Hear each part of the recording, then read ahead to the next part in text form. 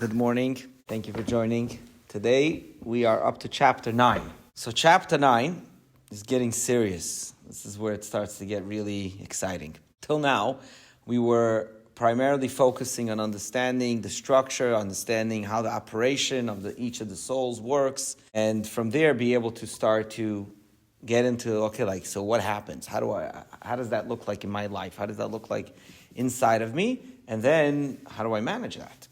So chapter 9 basically starts getting into the more specifics of how this challenge or this dichotomy that's happening inside of each of us, where we have these two souls pulling us in different directions, what does that actually look like?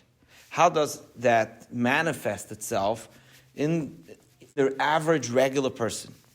So the first thing that it tells us is to understand where the headquarters of each of these souls are within the individual, within the person, within our body. What's the headquarters of the animal soul?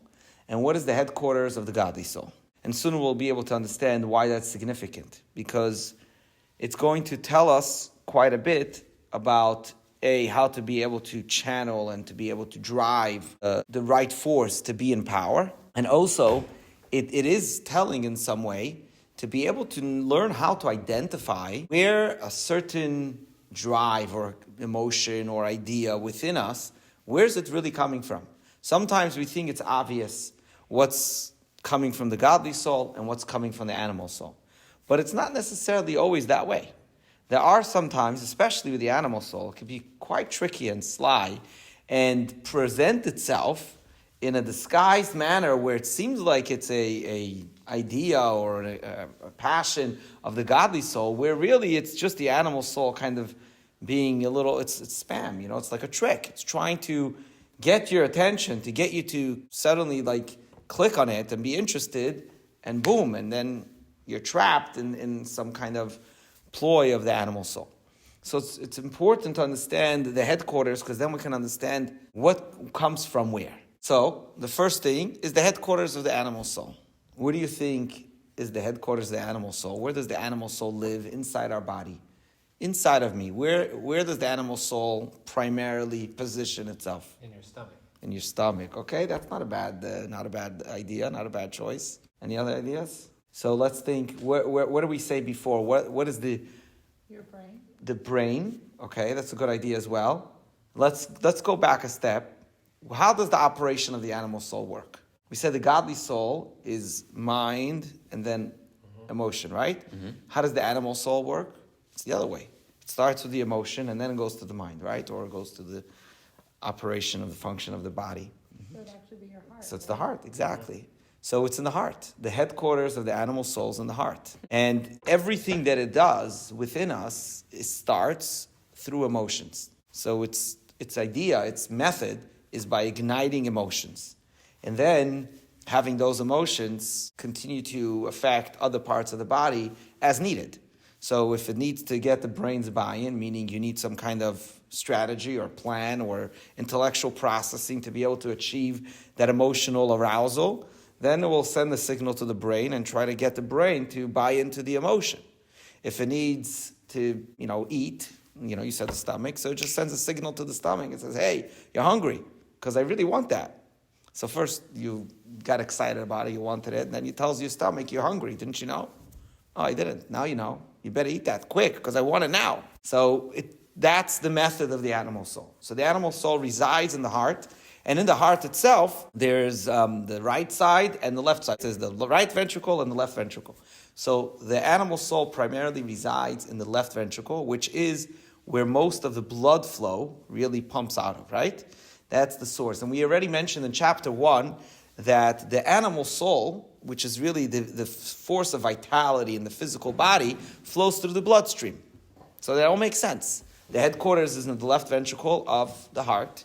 And from there, it pumps through the bloodstream, going through whatever part of the body it needs to get to be able to achieve its goal and its desire. So that's the animal soul.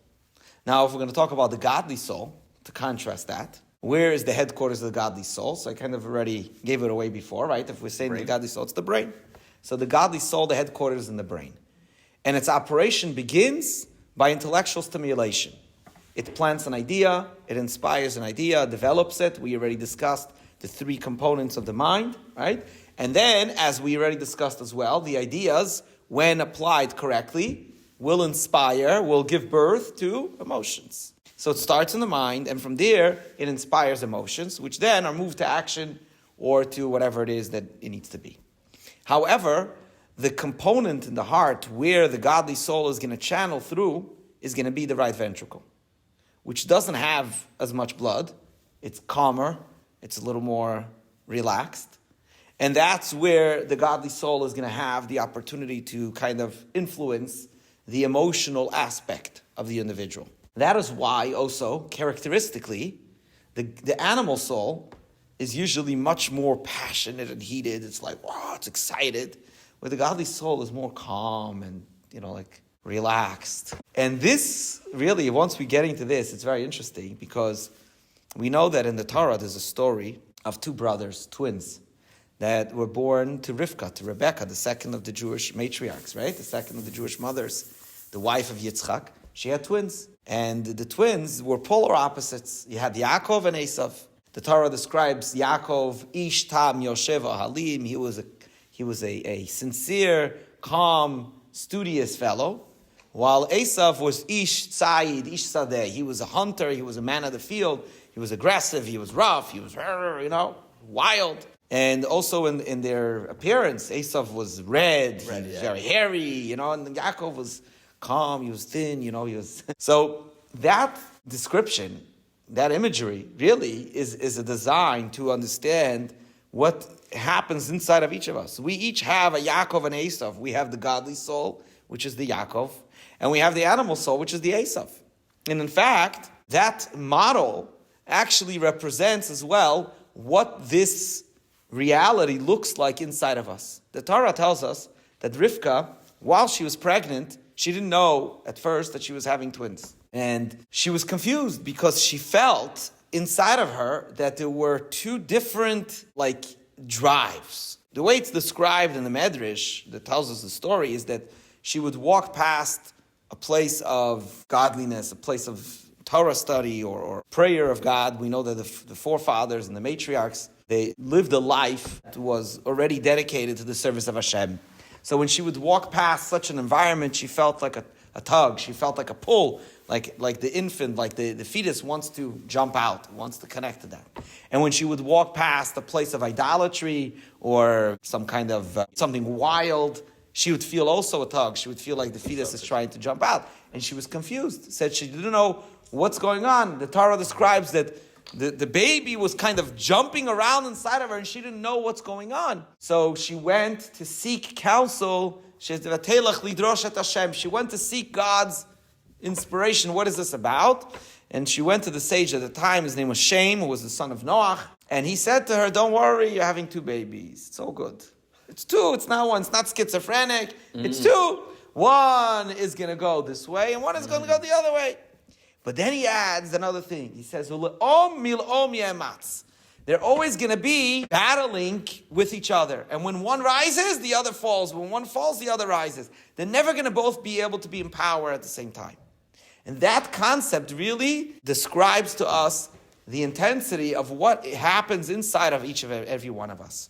We have these two tribes. We have the godly soul and the animal soul. And the example that the Alter Rebbe gives in Tanya, it's like two kings fighting over who is going to rule over one city. There's only one city hall. You can only have one president. You can only have one minister of finance. You can only have one minister of operations, security, whatever it may be. And you have to decide who is going to be in charge. You have one steering wheel in the car. Who is going to be the driver? Not like, in the garbage trucks. You have two, right? So they can each drive. Here, there's one steering wheel. There's one driver. And they're both fighting over the driver's seat. And constantly there's this struggle. Because it's not possible to have both being a influence or a director, a leader at the same time.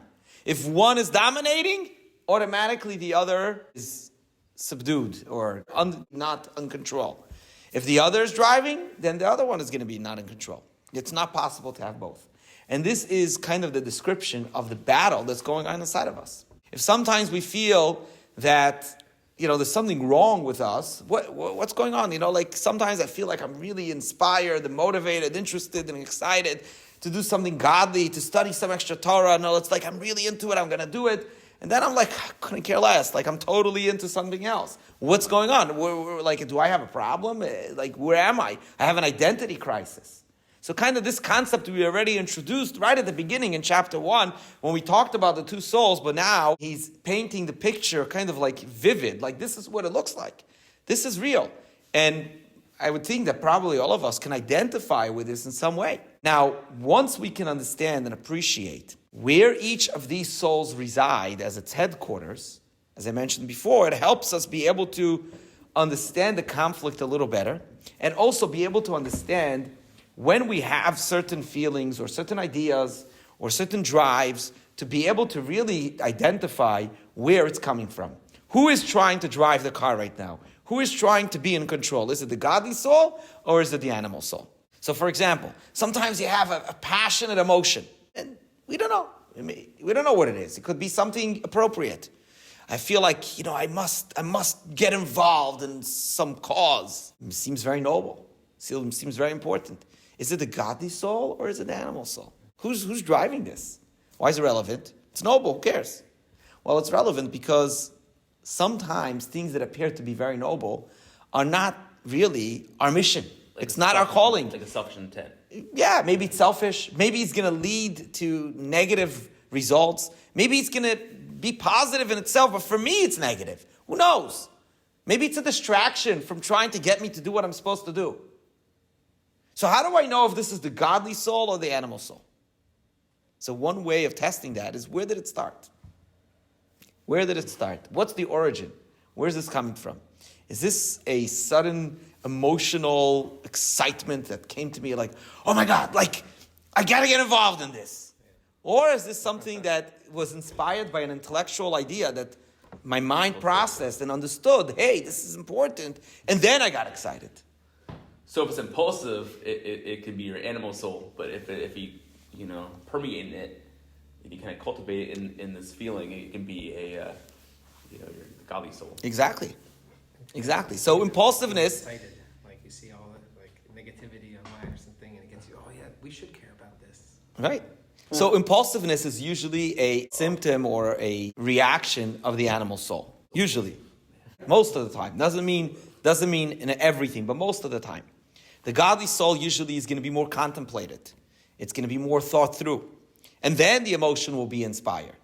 So that's one way of being able to test, to be able to tell, like, where's this coming from? What's this about? What's pushing me over here? Am I falling for a trap of the animal soul, or is this really my godly soul inspiring to get me into something? So that's one aspect of it. But the other part of this as well is to understand basically how to be able to manage this conflict, this challenge that's happening inside of me. So when we understand how each of the souls operate, we can know how to be able to kind of give the steering wheel to the soul that we want to be in charge. Now, obviously, this is a process that we learn gradually over time and we train ourselves to become more accustomed to. But when we understand that the godly soul operates in the brain, that's where it primarily functions, and that's where it starts its process of implementation or an operation, then we understand that if we want the godly soul to be in control, we have to allow the godly soul to have access to information that's going to be intellectually stimulating, that will inspire the right ideas to give us the opportunity to be able to be interested in connecting with something godly. In other words, if I'm going to say, well, I'm not into this, this whole mitzvah thing, Torah, it's not really for me. Why? Because it doesn't interest me. Well, it doesn't interest you maybe because you've never given your godly soul the opportunity to taste it. Meaning the godly soul is interested, it knows. But you're not feeding your godly soul, you're not giving it the access that it needs to be able to inspire that interest. You're allowing your animal soul to be in full control. So your godly soul is not even having an opportunity to have a word in edgewise. It doesn't have an opportunity to be able to contribute any kind of input. How do I get my godly soul to start inspiring excitement interest in my heart, that my heart should be interested in something more godly, I need to be able to devote time for my godly soul to process intellectual information that will be meaningful and relevant, that will inspire emotions accordingly. In other words, if I want to be able to live my life in a way that I'm not dominated by the animal soul, it's not enough just to suppress the negative emotions of the animal soul. Say, I feel anger. I feel lustful. I feel like, maybe even hatred, inappropriate emotions. So what are we going to do? I want to learn how to be able to suppress it. I want to learn how to get rid of it. I want to learn how to be able to eliminate these negative emotions from within me. That's not going to work so well. You may be able to succeed in kind of minimizing or toning down certain emotions, distracting. But if you really want to effectively transform your emotions in that way, all you got to do is give the godly soul the driver's seat. And when the godly soul is in the driver's seat, automatically the emotions that will be inspired are going to be appropriate, are going to be godly, are going to be the way they should be. Not because you had to push away or suppress the negative emotion from the animal soul, but because there's only one heart. You can only have one emotion at a time, meaning not one emotion at a time, but your heart can only be pulled in one way at any given moment. So if the godly soul is inspiring, is controlling the heart right now, it doesn't give space, doesn't give the opportunity for the animal soul to start to inspire its drives and its negative emotions. And that's far more effective because it actually puts you in the right position. So in other words, when we look at negativity, when we look at darkness, when we look at evil, whether it's outside in the world or even within our own self, one way of dealing with it is say, I want to beat up the evil. I want to eliminate it. I want to destroy it. I'm going to fight it. I'm going to figure out a therapy that's going to take me in a way that I can overcome this negativity. But that's not so effective. A far more effective method in being able to address this issue, this challenge, or this difficulty, is by introducing a new power. Bring in the light. If you bring in the light, the darkness will automatically disappear. Connected somewhat to what we discussed last week. The darkness doesn't have a real strength. It's just a facade. And it's there because God created it to be there. And if we bring in the light, then it represents the darkness in a different manner. The darkness is not there. So if I have a difficult temperament or characteristic, inappropriate within me that I want to overcome, one way of dealing with it is by fighting it. I'm going to learn how to be able to overcome it and exercise that I shouldn't feel that. But another way is introduce the light. Allow your godly soul to get in the driver's seat. And with time, you're going to see that those emotions don't exist anymore. What techniques can you impart that will help us give the driver's seat to the godly soul? So the techniques are very simple, and in some ways it's going to seem like, okay, come on, like you just, you're like reciting the passage, you're just saying the thing. But the techniques of the godly soul, we already learned till now, right? What does the godly soul express when it's ideas, whether it's emotions, whether it's its garments, which are thought, speech, and action? What are the expressions of the godly soul? Torah and mitzvah. That's what the expression of the godly soul. So the more opportunities we give ourselves to express Torah and mitzvah, the less chance and the less attention the animal soul has, and less opportunity that it has to be in the driver's seat. I want to share two stories that maybe somehow help bring this idea to light in a more practical way. Two examples. So one story is there's a woman, she came from the Soviet Union. She endured many, many difficulties in communist Russia and finally came to the United States with her husband. They were trying to reestablish a new life. And their livelihood was being very difficult. It was hard for them to earn a living and to be able to support themselves. So after everything that they went through in the Soviet Union and under communism and the difficulties they lived a religious life, which made it even more difficult in that environment. And now they came to the United States, and still they're struggling in different ways, but having a very difficult time. This woman felt that really she was just breaking down. She was depressed. She had no excitement for, motivation for life. She was going through a very hard time. So she went to the Rebbe, and she had a private audience with the Rebbe and asked the Rebbe for advice, what to do. So the Rebbe told her, what you should do is, you should find an opportunity, or give yourself the opportunity to bring joy to other people. And one practical idea that you could do is, in the neighborhood, in the community, in Crown Heights, where she lived, there are weddings frequently. Nowadays, there's like a couple of weddings a night. Back then, this was maybe in the 1960s or 70s. It wasn't as often, but a couple of times a week, at least, there were weddings. So the Rebbe said, you find a way to be able to somehow participate in the wedding every time, whether you know the bride and the groom or not, whether you invite her or not, find a way to participate, in not just so you can go eat and have fun, but with the intent to bring joy to the bride. Your job, go bring joy to the bride. And with time, you're going to see that you're going to be doing this, you're going to be bringing joy to others, you're going to start to see that your life is becoming more joyful as well. And she started to do this, to the point that she became known like an icon in the community. Every wedding, she was there. She put on a dress, put on makeup, get all dressed up, almost every night. At some point, it started to become every night. She'd get all dressed up. She'd go to the wedding, not because she wanted a party or to eat. She would go and just dance her head off and bring joy to the bride. Most of the time, a lot of the time, she didn't even know the people. But everybody already knew her, like they expected she's going to be there at the wedding.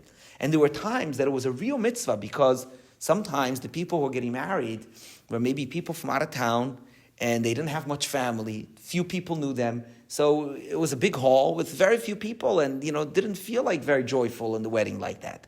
And she'd come and she'd bring this joy and this excitement and this, this ruach, this spirit. It would be a real mitzvah, which the Torah tells us it's a huge mitzvah, to bring joy to a chatan and kala, to a bride and groom.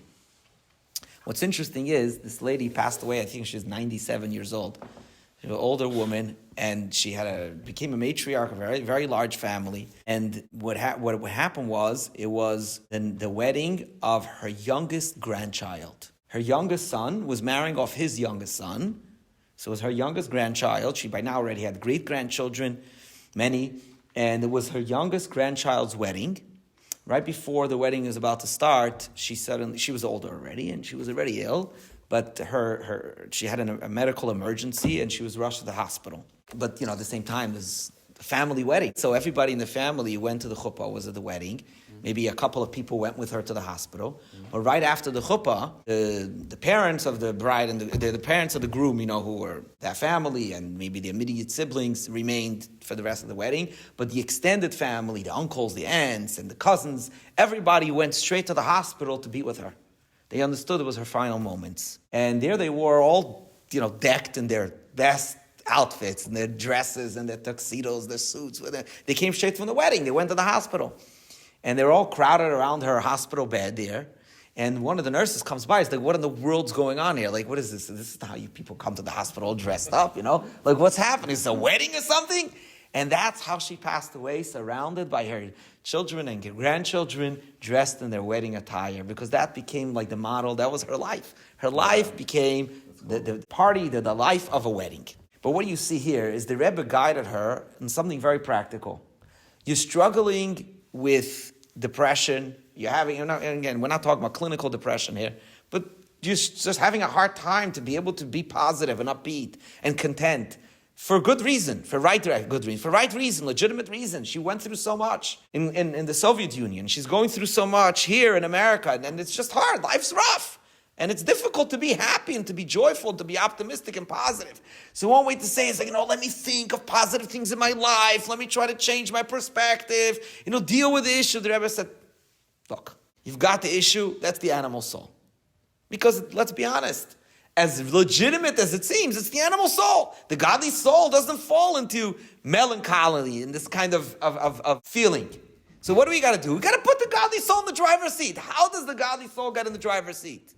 By doing mitzvahs. But let's think of a mitzvah that will directly correlate with the issue at hand.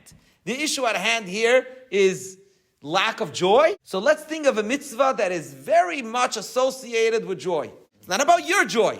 It's about joy. And do the mitzvah that has to do with joy. And keep doing it, and your life will be transformed. That's one example. Another example I want to share as a story, there's a man in Israel, his name was Reuven Dunin. This fellow, he grew up in a somewhat traditional Jewish family in Israel, in Haifa, North Israel. And in his teenage years, he kind of drifted off and really kind of got involved in all sorts of other things. He completely left the religious, any aspect of religious life that, his family wasn't super religious, but traditional. He left all of that and got involved in lots of dark stuff. At some point later on, maybe in his early 20s, he connected with somebody, Chabad, in Israel, and, he started to get interested. He started to get excited or interested in some Chabad Hasidus. And through that, he eventually made his way to New York to meet the Rebbe. And he had a private meeting with the Rebbe that lasted for a long time. And before the meeting, as was customary, you'd write, usually if you wanted to share something with the Rebbe, you'd write it on a note and present it to the Rebbe read it, and then the Rebbe could react if he wants to respond or give out a commentary or whatever. So he wrote a letter. He didn't write a note. He wrote like a 10-page letter. Pages and pages. He wrote everything. Everything he'd been through, all the bad, dirty stuff, whatever, he went through the whole thing. And he said to the Rebbe, I need help. Take me out of this wreck. How do I get out of this dungeon? Show me a path for teshuvah. I want to come back. I want to reconnect, but I don't know how. So the Rebbe said to him a very simple, straightforward response. He said, you should apply yourself to the way of Torah and mitzvah with a lot of joy. And for teshuvah, we'll deal with it another time. Okay. So he accepted it, somewhat reluctantly, but he accepted it. And he started to do that. He started to get involved in doing another mitzvah, study a little more Torah, and kind of just not pay attention, not think about all the past and all the negativity associated, just kind of start a new path, a new way. And from that point on, he met with the Rebbe very often, and he had correspondence, and he continuously would ask the Rebbe, okay, but what about the teshuvah? And the Rebbe kept pushing him off. Not now. Well, the time will come. You keep doing what you're doing. The time will come. And it was over 20 years later. This was at a Farbrengen, at a public gathering. I think it was 1982. And at this public gathering, at the Farbrengen, he was present. He came from Israel at that time. He was present.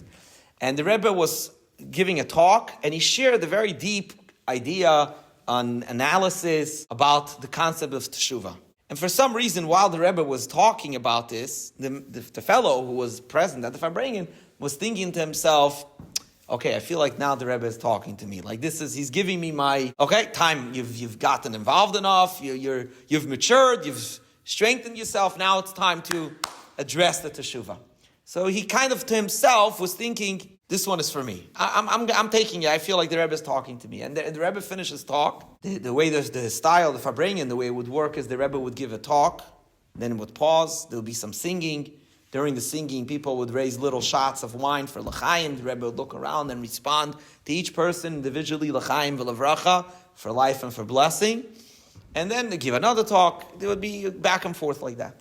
So the Rebbe finished the talk, and as soon as he finished, the Rebbe turned to this guy and he says, l'chaim, and he motioned to him to say l'chaim on a large cup, not just on a little shot. In other words, he acknowledged that what he had understood, he got it. Like it was intended for you. But again, from the story, you see the same point. That rather than dealing with the negativity head on, the Rebbe showed him, you got to put your godly soul in the driver's seat. When you're going to put the godly soul in the driver's seat, automatically the issues, the struggles, and the problems that you're facing are just not going to be there. Now, it doesn't mean that you're cured, you're fixed, it's over. It's still there technically, but you're just not giving it an opportunity for it to surface, for it to show up. And with time, it will either remedy itself, or you'll be strong enough and be already in a position that you're so strong with the power of your godly soul that you can begin to address some of these issues in a way that will actually be helpful and liberating, not that you're going to end up becoming entangled in the issue itself again. Think of it even as parents. We all understand this concept when we're dealing with our children, raising our children. Sometimes your child has a tantrum. They're going crazy about something. And it's not possible to reason with them, to be able to get them out of the tantrum. It's not possible. You can try to reason with them. What are you going to do? You're going to end up in what's called the the triangle, right? What is it called? There's like a entanglement triangle. You get stuck into their manipulation, and you're never going to come out of it, because it's going to be, you're going to say this, they're going to say that, and then you get upset, and you get upset, and then you're stuck in they call it the drama triangle. That's what I think it's called. You're stuck in the drama triangle, and there's no way out, there's no exit. What do you have to do? What do you do in a situation like that? Just move on. Next thing. We'll deal with this issue another time. When you're calm, everything's okay, we can come back. Now is not the time. What do you got to do now? Move on. Next thing. If they're young enough, you can distract them to something else. If they're already older and you can't distract them, just easily, you just keep moving, ignore that situation, give them time to get over it, and just move on. You can't address it. You can't deal with the negativity head on when it's in its full explosion. And that's true in our own reality as well. Our animal soul throws tantrums all the time because it's an animal. That's what it does. It throws tantrums.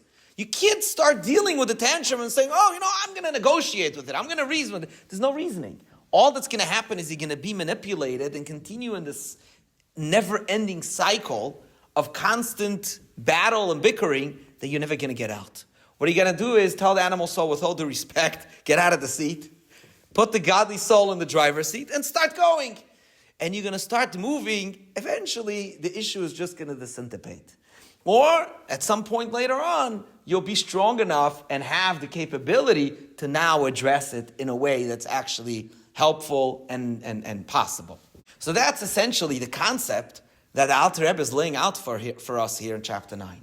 That we understand this idea, we understand this issue of what's going on and how it operates, how it functions. So then we can both be able to identify things that are emotions or feelings, pulls that we have within us, whether they're really coming from the animal soul or the godly soul. Because it's not always very clear. Right? If I'm struggling with anger, I know that's the animal soul. That's not such a complicated thing. But there are certain things, like we said before, you have an impulsiveness. I got to get involved in this important cause. I got to, stand there at the forefront.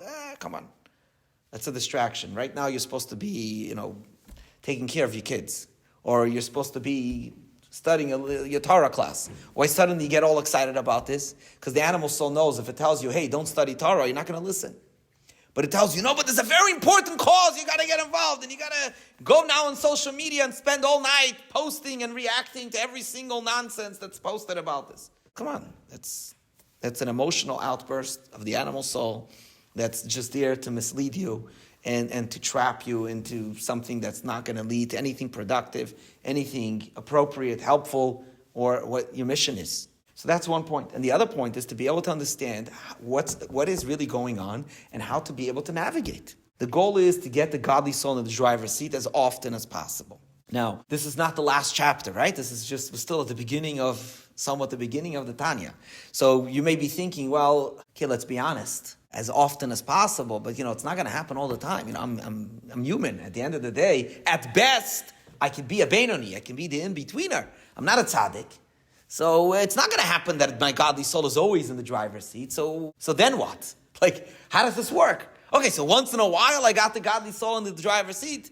Whoopie-doo, but most of my life it's not exactly what's happening. So how is this going to help? So don't worry, there's many more chapters in Tanya. We're going to go step by step. We're going to address issue by issue. We're going to share, the Alter Rebbe will share with us inspirational insights, practical techniques, in specific issues, whether he's going to confront some of the real dark emotions of the animal soul, whether it's guilt, whether it's anger, whether it's depression and sadness, melancholy, all these things, he's going to address one by one and tell us this is how you deal with it. So you gotta, stick it through the course and then, don't get scared. There's gonna be a lot more helpful information, but at least at this point, we're establishing this awareness to understand how the play field works. But in conclusion, there's one more thing here that's very, very important and fascinating that the Alter Rebbe tells us at the end of chapter 9. Really, the last few words, he makes a reference. He doesn't even describe the whole thing. He makes a reference to an analogy that's given in the Zohar, in a Kabbalistic text, and he references it, but it's very important. It's very fundamental for us in this whole journey. And what he says is like this. The parable, the analogy that's shared in the Zohar that the Alter Rebbe is referencing to, shares the following anecdote. There's a king, and the king had an only son, a prince, who he cherished. This is the future of his kingdom. He loved this child like everything. He'd give anything for him.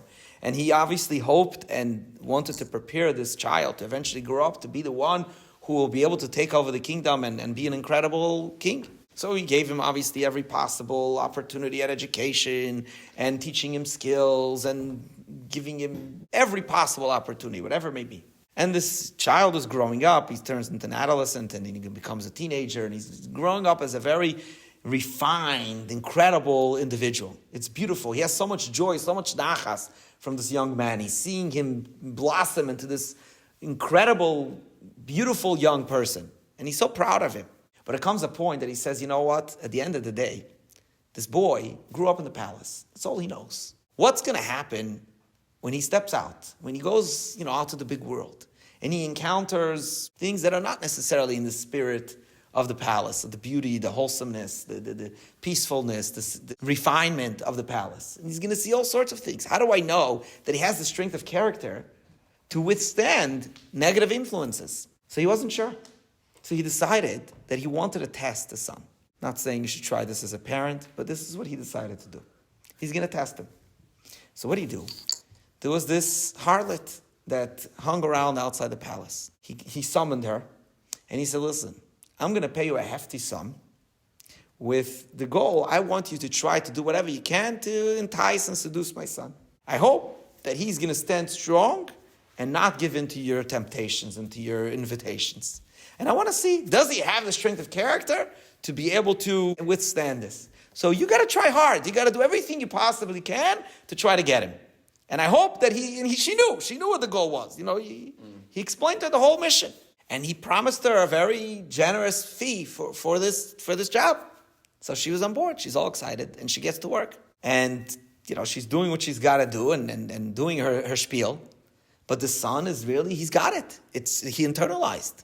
Everything that he learned and everything that he was exposed to in his youth and growing up, these values, these principles of ethics and morals, it really penetrated deep within him.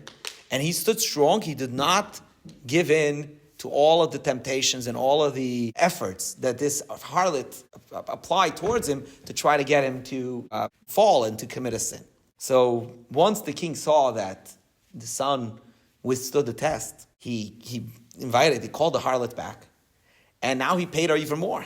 He said, why did he pay her more? Because she proved to him that his son was who he hoped he was. But then he called the son and opened all the royal treasures for him, everything. He says, you're the prize of my life. I'm so proud of you. It's incredible. You withstood the test. This anecdote, the Zohar brings as an analogy to explain why God allows for evil to exist in the world. And more importantly, to our conversation here, and why the Alter Rebbe references this here in chapter 9, why do we need to have this animal soul? What for? If the goal is to put the godly soul in the driver's seat, why not just have a godly soul and everything will be fine? Why deal with this? And the answer is because God wants to see that we're for real. He wants to test us. He wants to see it's for real. But what's interesting here, and what this anecdote and analogy adds to a somewhat known and obvious concept, the idea of testing, is that all the components, meaning all the parties involved in this test, are all striving towards the same goal. What does the harlot really want? She's not trying to get the son to sin. That's not her goal. Her motivation is to please the king. She was hired by the king. She's got to do her job well, so she has to do her job. But her goal is to please the king. What's the prince's goal? To please the king. Everybody involved is working for the same common goal. So when we understand that, then we realize that the struggle is not as impossible as it may seem. Because at the end of the day, the animal soul is also an agent of God. It's not there to just create conflict and to create chaos inside of us. It's an agent of God that God implanted within ourself to somehow elevate us and bring us to a place of great success and great opportunity that we wouldn't have without the animal soul. And as much as the animal soul may be working really hard and it does a very fine job in trying to distract us from what really is our ultimate goal and trying to influence us in all sorts of other negative ideas, what the animal soul itself ultimately wants is that we should overcome it. Because its entire function is like that harlot. It's the agent that God hired to bring us to a stronger and better place. So when we overcome the animal soul actually is happy about it. It's pleased when we put the godly soul in the driver's seat. Because that's what it really wants. Because it's an agent of God. So that realization gives us a little more strength and encouragement to know that we're actually being set up for success and not for failure. As difficult as it may seem, and sometimes the struggle can seem impossible, it's important to remember that at the end of the day, we are designed by God to be able to succeed. And if the struggle is there, it means that we have the strength, the ability to deal with it, to overcome it. That knowledge in itself is very empowering and very encouraging to know that we could do it. So that's the concept overall. Any questions, comments? You answered my question just now, because I was thinking part of the time, okay, you're a tzaddik, you're letting your godly soul run the show and drive the car. What happens with the animal soul? Does it disappear? Is it still there? What happens, like your godly soul your whole life, but then one day you let the animal soul take over once in your life? Like, are there consequences to this? Is there something beyond, like, once they pass away, they didn't succeed in getting everything done? It's a great question. So as we're going to study through Tanya, we're going to see that it's not as much about having the godly soul being on the driver's seat that's considered winning, but the struggle itself is part of the plan. It's part of the story. And it's not a sign of failure. It's not a symptom of failure to be dealing with the struggle. The tzaddik, with all the respect to the tzaddik is great. But this is not the book of the tzaddik. This is not about the path of the tzaddik. This is the path for the in-betweener, the one who's struggling. And as we go through this, we're gonna learn how the struggle itself has a lot of value, has a lot of meaning. And those days that you have a hard time getting the godly soul in the driver's seat, in some ways are the most beautiful days of your life. Now, you may not see it that way. You may not perceive it that way, but in God's perspective, those are some of the most beautiful, most special days of your life. Special moments, because you're facing the struggle and you're having to deal with it. So it's not about, I got the godly soul one time, two times. It's to understand the process and to understand the concept.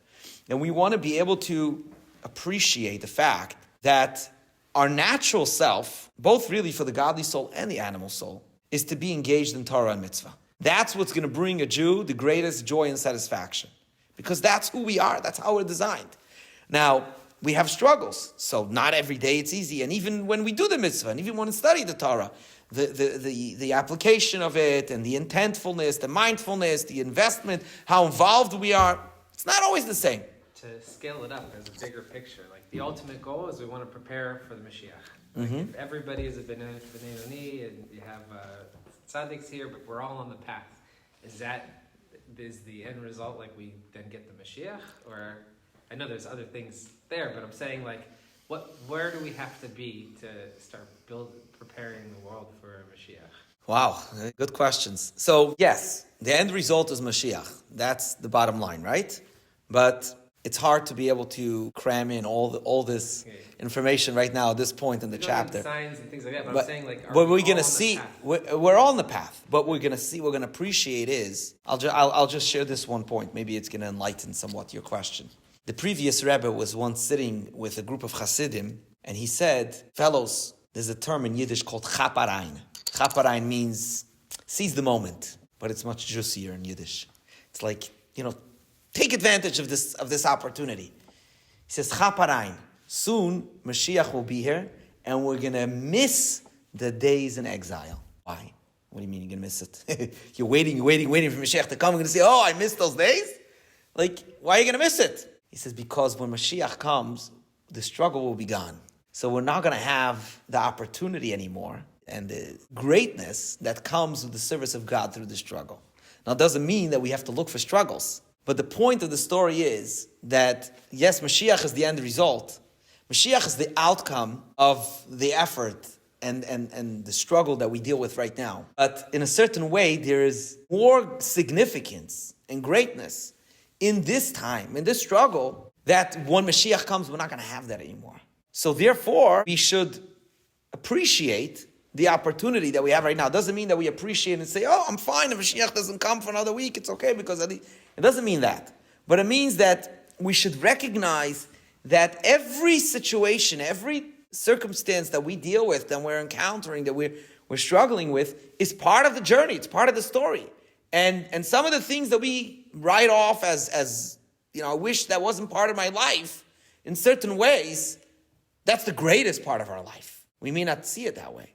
But as we go through the study, we'll be able to start to reframe our perspective, to be able to understand and recognize the value and the meaning in every single one of these situations that we deal with.